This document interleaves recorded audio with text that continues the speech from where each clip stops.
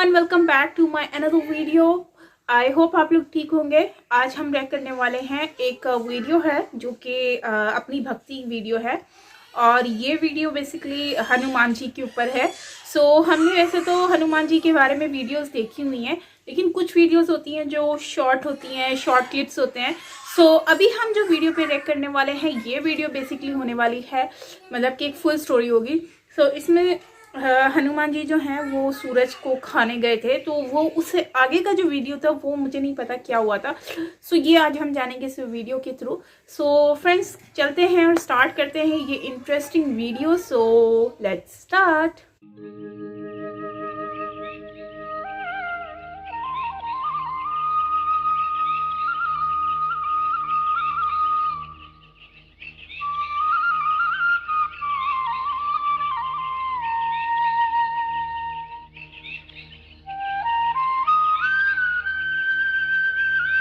माता, माता,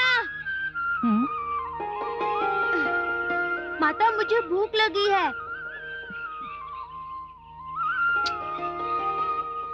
मैं अभी तुम्हारे लिए फल लेकर आती हूँ। नहीं माता, पहले अपनी पूजा समाप्त कर लीजिए। माता के लिए ममता से बढ़कर दूसरी कोई पूजा नहीं होती। मैं अभी आई।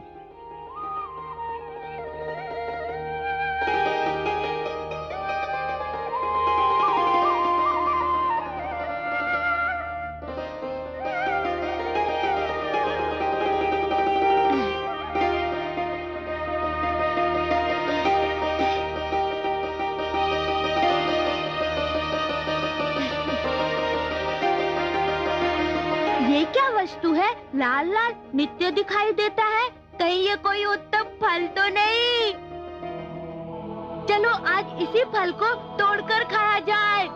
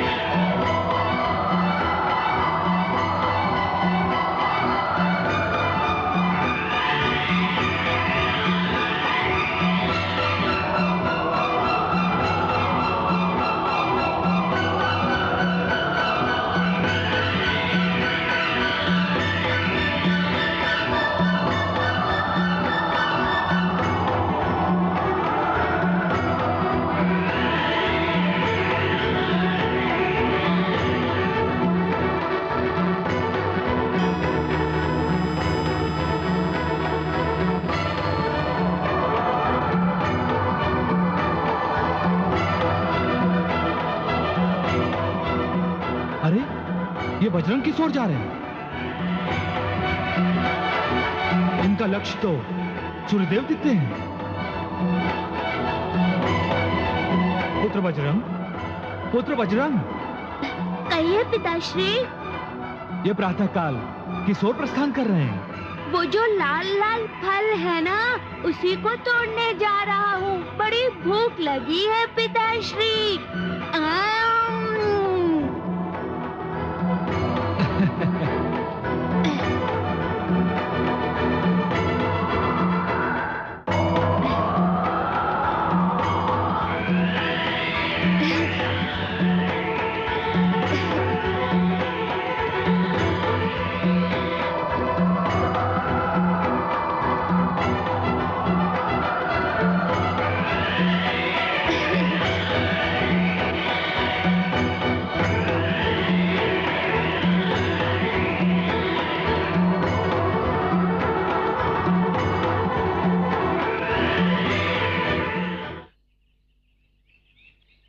बजरंग,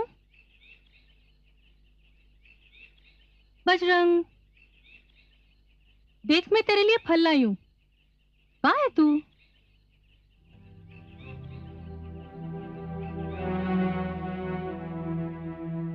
बालको, तुमने बजरंग को कहीं देखा क्या? नहीं, हमने तो उसे नहीं देखा।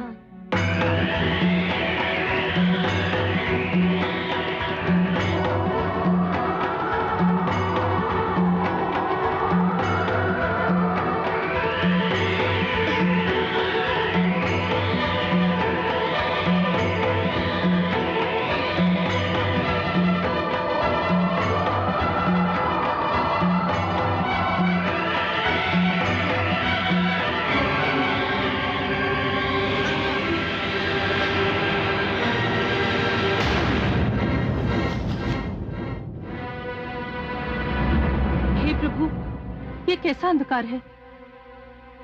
आज तो सूर्य ग्रहण भी नहीं है। देवराज, सारी व्यवस्था हो गई है, केवल आपके निरीक्षण की आवश्यकता है। अचानक ये अंधकार कैसा? रक्षा कीजिए देवराज, रक्षा कीजिए, रक्षा कीजिए देवराज, रक्षा कीजिए। सारथी अरुण, क्या बात है? देवराज, एक वानर बालक ने सूर्य देव को निगल लिया है। क्या?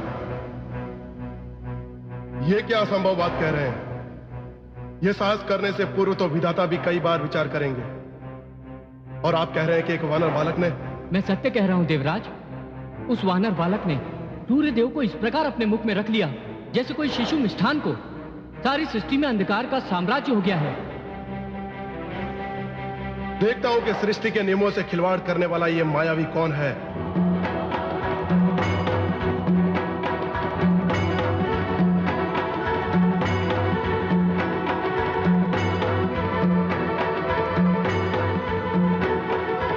तो कौन है रे मायावी?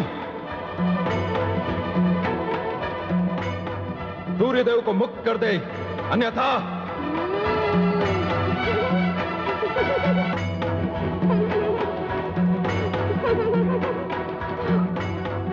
तू हंस रहा है? सारी सृष्टि में तेरे कारण अंधकार छा गया है, और निश्चय ही तू कोई राहु के समान मायावी राक्षस है। मैं तुझे अंतिम चेतावनी देता हूं।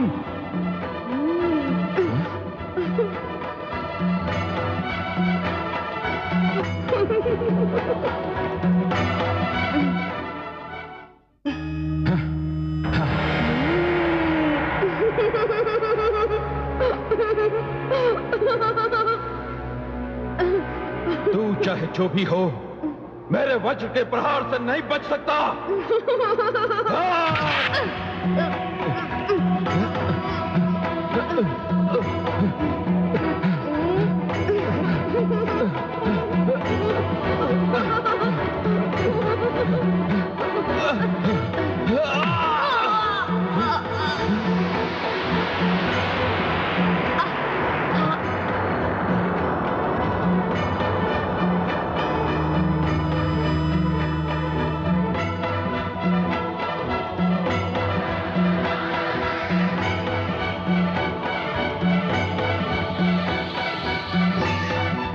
धन्यवाद देवराज, इस बालक ने तो मुझे संभलने का अवसर ही नहीं दिया।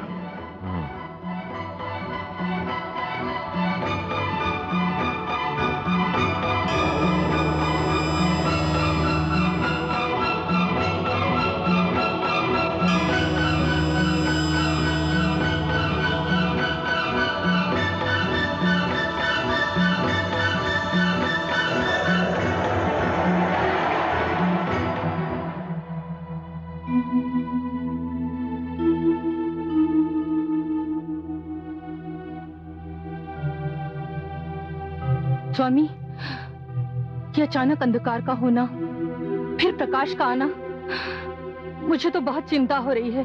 कहीं... चिंता ना करो देवी, बालक है, कहीं निकल गया होगा। नहीं स्वामी, बहुत भूखा था वो। इन बच्चों ने आसपास सभी जगह देख लिया।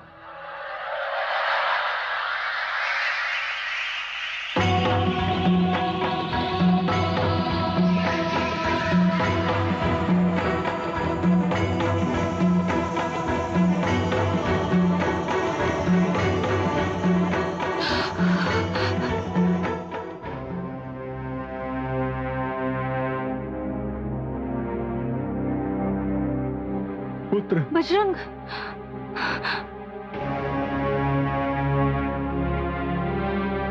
बजरंग, पुत्र। बजरंग,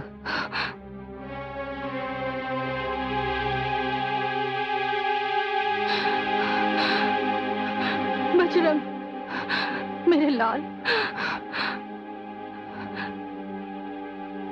क्या हुआ मेरे लाल को? ये तो मूर्छित है। अवश्य किसी राक्षस ने छल से इस पर प्रहार किया है। नहीं देवी, देवराज इंद्र ने यह कायरता दिखाई है। उन्होंने बजरंग के मुख पर वार किया है। स्वामी, स्वामी कुछ कीजिए, मेरे पुत्र की रक्षा कीजिए। किसी वैद्य को बुलाइए। नहीं देवी, आपके पुत्र ने सूर्य देवता को फल समझकर निगल लिया था। सूर्य को मुक्त कराने के लिए इंद्र ने बजरंग के मुख पर वज्र से प्रहार किया। इसकी मूर्छा भी इंद्र के आने से ही समाप्त होगी।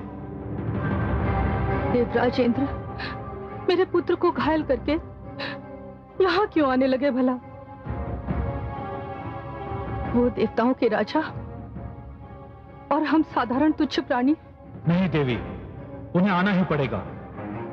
उन्होंने उस बालक को मूर्छित किया है जिस बालक ने पवन को पिता का सम्मान दिया है। मैं वायु का देवता पवन इसी समय से वायु का बहना बंद करता हूं। मेरे पुत्र को कुछ हो गया तो सारी सृष्टि को मैं शवों के ढेर में परिवर्तित कर दूंगा। श्वास तो देवता भी लेते हैं।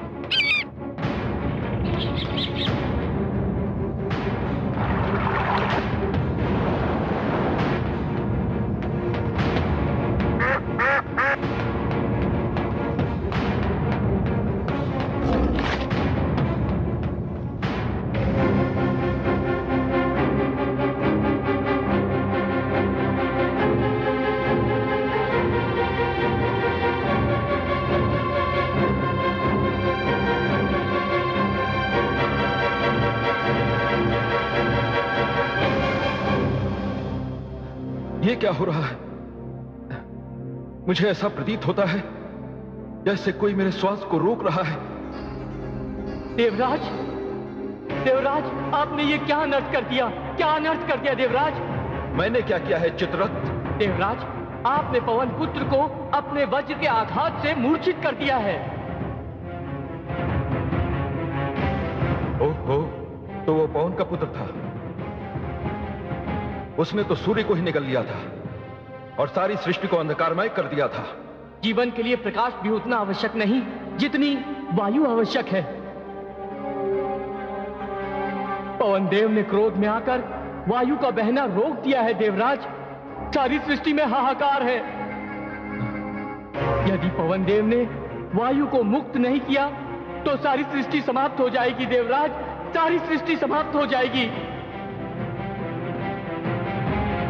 देवराज, आपने उस बालक पर प्रहार करके भूल की है। उस बालक को किसी भी फल का लालच देके आप सूर्यदेव को मुक्त करा सकते थे। यह भूल तो मुझसे हो गई। तो चलिए देवराज, हम सब जाकर पवन देव से प्रार्थना करते हैं, अन्यथा प्रलय आने से पहले ही प्रलय हो जाएगी देवराज, प्रलय हो जाएगी। हाँ, चलते हैं चित्ररथ, चलो। चलिए।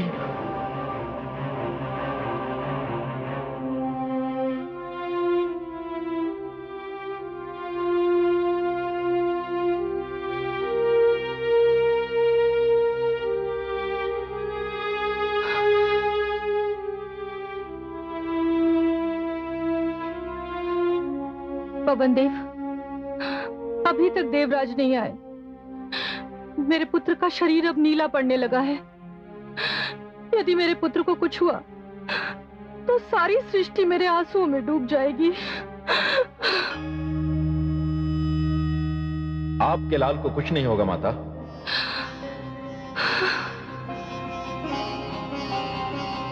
देवी अंजना, मैं देवराज इंद्र, मैं अपनी भूल के लिए क्षमा याचना करता हूं। सर्वप्रथम मैं आपके पुत्र की चेतना लौटाता हूं।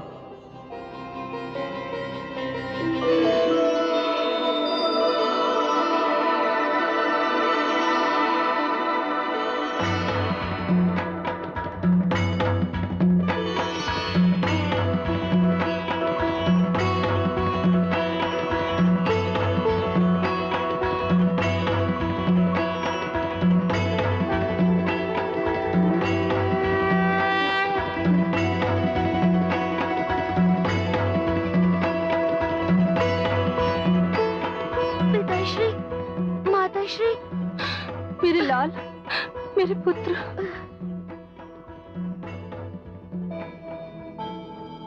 पवन देव, मैंने अपनी भूल सुधार ली है, किंतु अब आप वायु का पुनः संचार करके इस सृष्टि की रक्षा कीजिए। वो तो मैं कर ही दूंगा, किंतु आपने जिस प्रकार मेरे पुत्र के हनुभाग अर्थात ठोड़ी पर वज्र का प्रहार किया है, यह इस बालक की सुंदरता में वृद्धि करेगा। इसे आज से हनुमान के नाम से जाना जाएगा और मैं इसे अपने वज्र की शक्ति प्रदान करता हूं और इच्छा मृत्यु का वरदान भी देता हूं। धन्यवाद देवराजेंद्र, धन्यवाद। मैं अपने वायु का संचार करता हूं।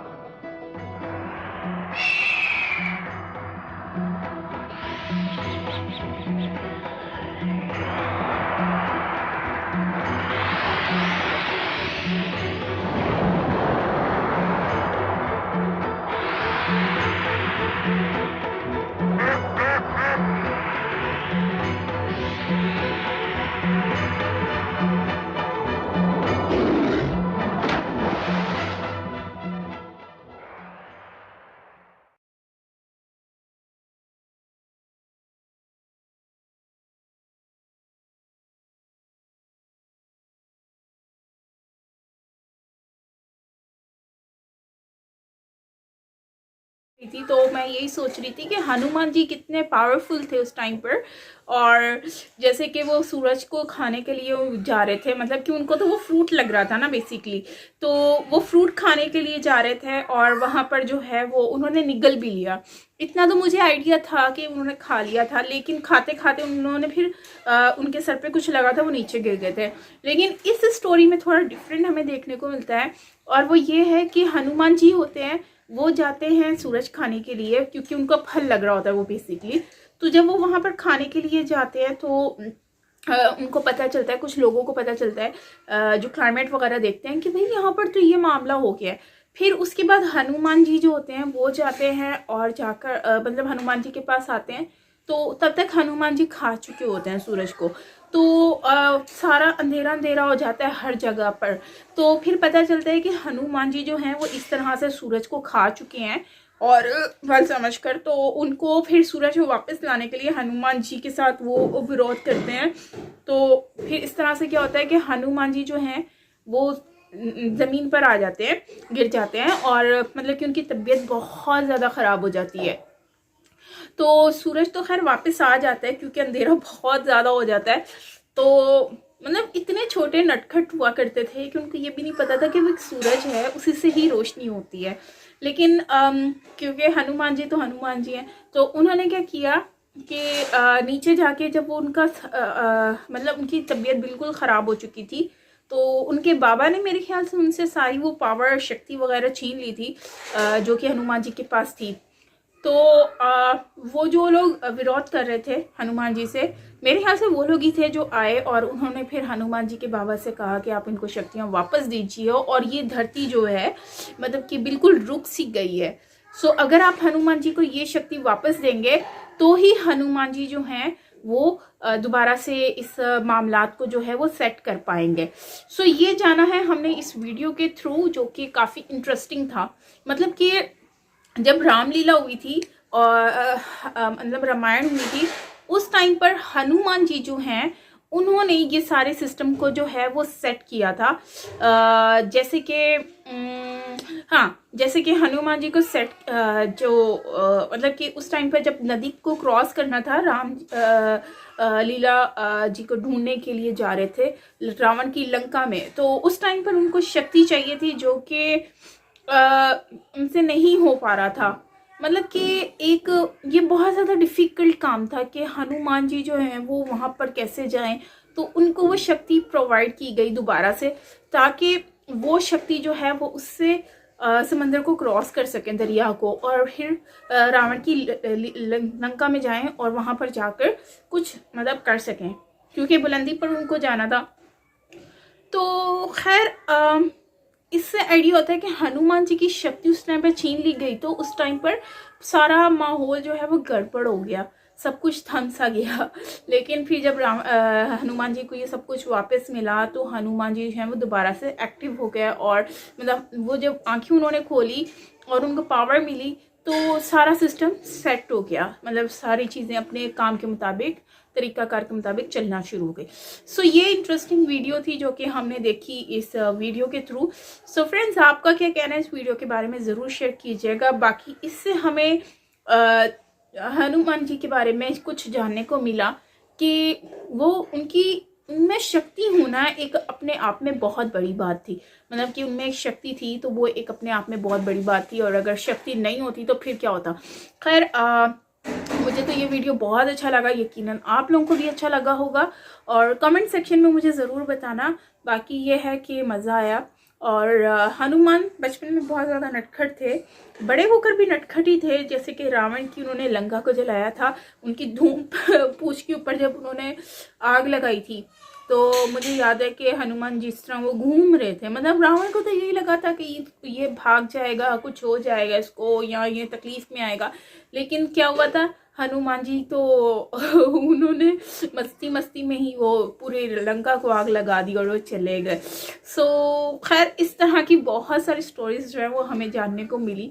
इससे पहले शायद मुझे नहीं पता था हनुमान जी के बारे में, और मुझे आज पता चला है कि हनुमान जी को लोग इतना क्यों मानते हैं। सो एक्चुअली हनुमान जी की इतनी शक्ति थी, इतने निराले थे, तो इसलिए लोग उनको आज इतना पूजते भी हैं, उनकी पूजा करते हैं, हनुमान जी के भक्त भी हैं। सो खैर फ्रेंड्स, आपका क्या कहना है वो कमेंट सेक्शन में बताना। बाकी मिलते हैं नेक्स्ट वीडियो के साथ। टेक केयर, अपना ख्याल रखिएगा, बाय बाय।